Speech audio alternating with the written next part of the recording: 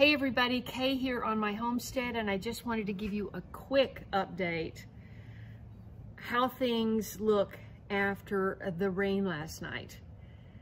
And it is still windy. We had so much wind planting those onions, and I hope you saw that video. Wow. I am so sore today, but it's a good kind of sore because it's the kind of sore I'm gonna need to go skiing. So let's go take a look around, and here we go. I may not be able to talk to you when I'm walking around because of the wind. So just know that I planted the onions yesterday and it rained hard last night. We're gonna check out to see whether any sign of any potatoes coming up. We're gonna look at the garlic. We're gonna look at, I planted more onions in one of the raised beds. We'll see how they did. But the most important thing is, did those onions make it through the night without getting washed out of those hills? So here we go. Just take a quick look around. I don't worry too much about the pansies. They're awesome. Garlic looks good. And there was a frost blanket on here, and I thought I saw something red through it, and I thought, don't tell me I have strawberries under there. So I thought, I'm gonna get that frost blanket off. I never put a frost blanket on my strawberries last year. So they enjoyed the rain last night. Here are the cabbages, and the sweet peas have not had a chance to do that trellis, will not have a chance to do the trellis, but they're all still alive, and it looks like they really appreciated the rain. I uncovered this one as well because look what was popping up. Look what is popping up. Asparagus! Asparagus, asparagus! There's one over there. And one over here. Now I would just eat that, but you're not supposed to eat it when it's really skinny. There's another one. I don't know if you can see that. Right there. Okay, let's look at those onions. I'm not going to bother with anything I didn't do something with yesterday or recently. Yeah, everything looks where I put it. There's 3 rows of shallots and 2 rows of red candy onions. Over there was a big fire ant mound, and we've had a lot of discussion about that on the channel. People have given me a lot of great thoughts on that, suggestions, but all I had time to do yesterday was just boiling water. And I know they are fire ants because when I stuck my finger in the hole to place an onion, all of a sudden my finger was on fire, and I thought, I did not burn myself with that boiling water. You know, that's not possible. So then it dawned on me, I got bit by a fire ant for the first time. Oh, you get to see my beautiful plants. He mounded them high with dirt. He said, oh, that's gonna settle down. And there are my 6 new trees, 2 gojis, 3 gooseberries. There's the new teepee trellis. Here is what we've come to see. Okay, man. Well, row number 1 looks like every single onion is in place. You're supposed to plant them 4 inches apart if you want them to get big. Some are leaning, but they're there. And then the next row is white candy.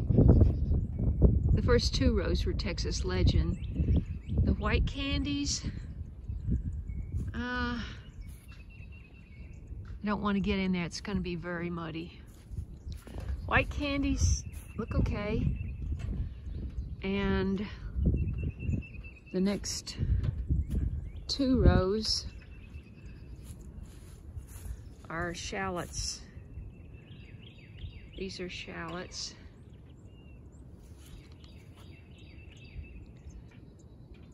You know what? I'm very happy. I didn't know what to think. And by doing the rows horizontally, it looks like it held the water, you know? At least it held the water from going down that way. Some of it went that way, but maybe not too much because there's a lip over there that I built in, you know, when I shaped it. You know, this was a real low spot because that's where we dug down to put in this water tap down below. That's a PEX pipe that comes from the cistern for dry spells. Let's just see, it did rain, so see how muddy the runoff is. Well, doesn't look worse. Not any better, but it doesn't look worse. You know, look over there. See, I've got cardboard that blew out of my, ooh, that tarp is up against the 4 dogwoods are here. I think they're called osier. They're red. They have a red bark or red stem. This is where they planted the hazelnuts. 20 hazelnuts are right along the border here.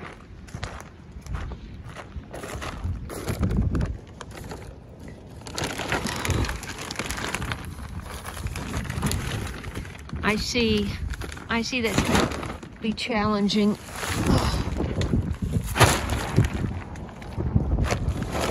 Whoa.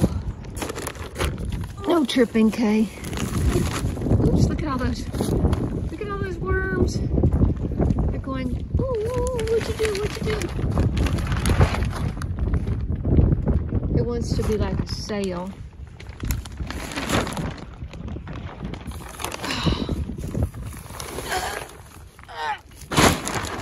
Man, that was, wow. Okay. That's already got one. Okay.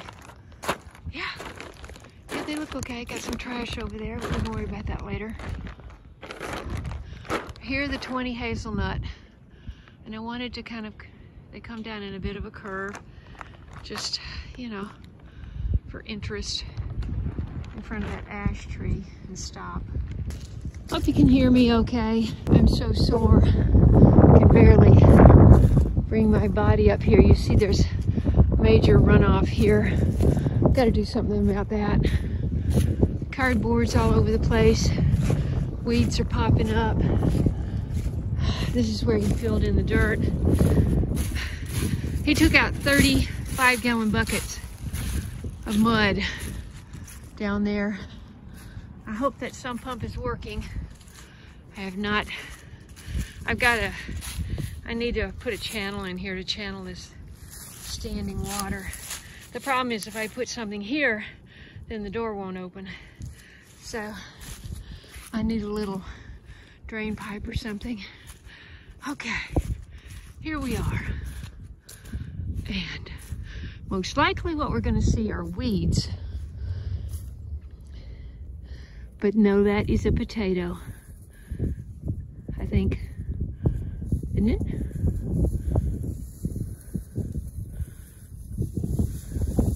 Pretty sure that's a potato. But you know what? I need about 4 more inches of hay on that. Goodness. Something's popping up from down there. I don't think potato leaves are that small. I know I didn't plant one down here, so those have to be weeds. Yep. Okay, I guess it's not potato time. a lot of people have told me to plant potatoes after the full moon when it's waning. Well, I missed that. I just couldn't get I couldn't get in here. I couldn't get potatoes planted because of so much bad weather. So, you know, I used to talk to my brother-in-law. I'd say, how's your garden this year? Too much rain. Couldn't get anything. Look over here. We won't go inside, but I will show you this. These are my potato slips, my sweet potato slips that are growing. I don't have a ton and they need water, but at least I have 4 plants producing slips. 3 are all the same potato. It's a purple potato, and one is the really delicious white potato. Okay, we made the circle. Okay, we came full circle. That's the update from all the work that I've done so far in the spring garden. And there's so much more to do. But I'm excited. I hope you are too.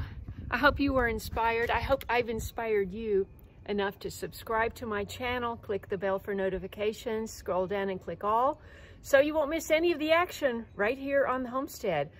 I'm leaving at 3:30 in the morning tomorrow. I've got a 5:30 flight. And gosh, is that early enough? 3:30, 4:30. No, I'm leaving at 3. So I'm gonna be in bed by 8. And I will report in from Taos, New Mexico. Maybe do a live over there or something easy. All right, you take care, everybody. Keep your head up and your eyes forward and stay out of trouble. Okay, I'll see you soon, I hope. We used to say that in the South, God willing, and if the creeks don't rise, I'll see you, God willing, if the creeks don't rise.